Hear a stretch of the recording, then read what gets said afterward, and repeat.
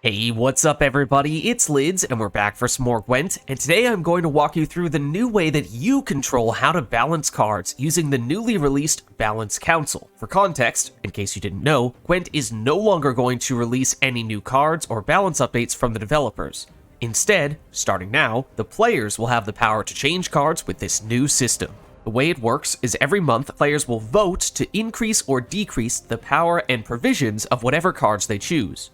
To be eligible to vote, you must have either 25 wins in standard rank mode in the current season or be at pro rank. The idea there is that you must be a relatively active, experienced player to qualify, though as long as you play enough ranked matches, anyone can become eligible. Now let's dive into the details.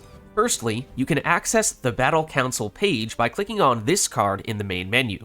Doing so will bring you to a page that looks very similar to the deck editor, but instead of adding cards to a deck, you will see 4 categories on the left side: a power increase category, a power decrease category, a provision increase category, and a provision decrease category.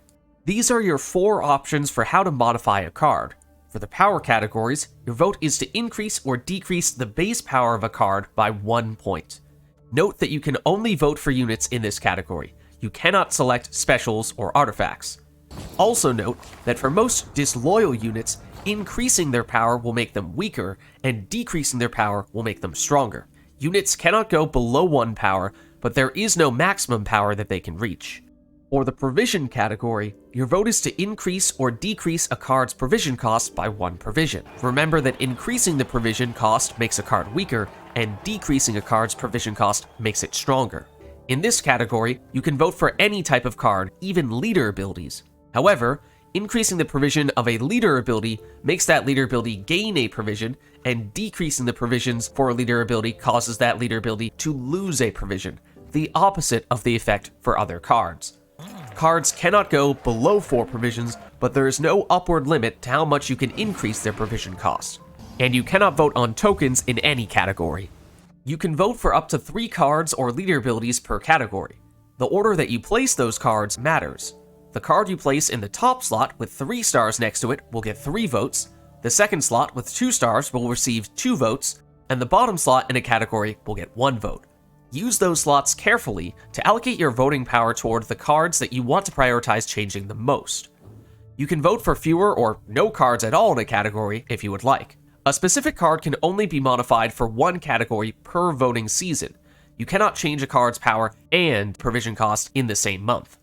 However, you can vote for a card in multiple categories. So if you really want a card to be changed, but it does not matter whether it is a power or provision change, you could still vote for it in both categories to increase the chances that it will win one of those votes.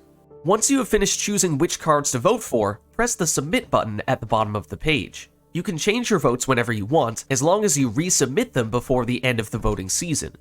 You can see the timer for how much longer there is in the current voting season at the bottom of the page. Note that although usually voting seasons will happen once a month, to test the new system more quickly, the first voting season is only 2 weeks long, so this time in particular, you may need to rush to become eligible to vote before the voting season ends. At the end of the voting season, the cards that received the most votes in each category will receive the corresponding change. Up to the top 15 cards in each category will be changed as long as they received a minimum of at least 50 votes. If less than 15 cards in a given category receive the minimum number of votes, then less than 15 cards will get changed. However, there will always be at least 3 cards changed in each category each voting season, even if none of those cards received the 50 vote minimum. Across all the categories, that means that there will be a maximum of 60 changes and a minimum of 12 changes for each voting season.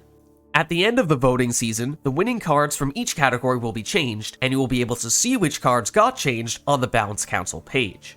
So what do you think of the new Balance Council feature? How effective do you think it'll be at balancing cards? Which cards are you going to prioritize voting for? And if you're not sure, I'll post another video soon with my selections. With some coordination, we may be able to make some important improvements. If you found this video helpful, then stick around for deck guides for both standard mode and seasonal events. Thank you all for watching, and I'll catch you next time.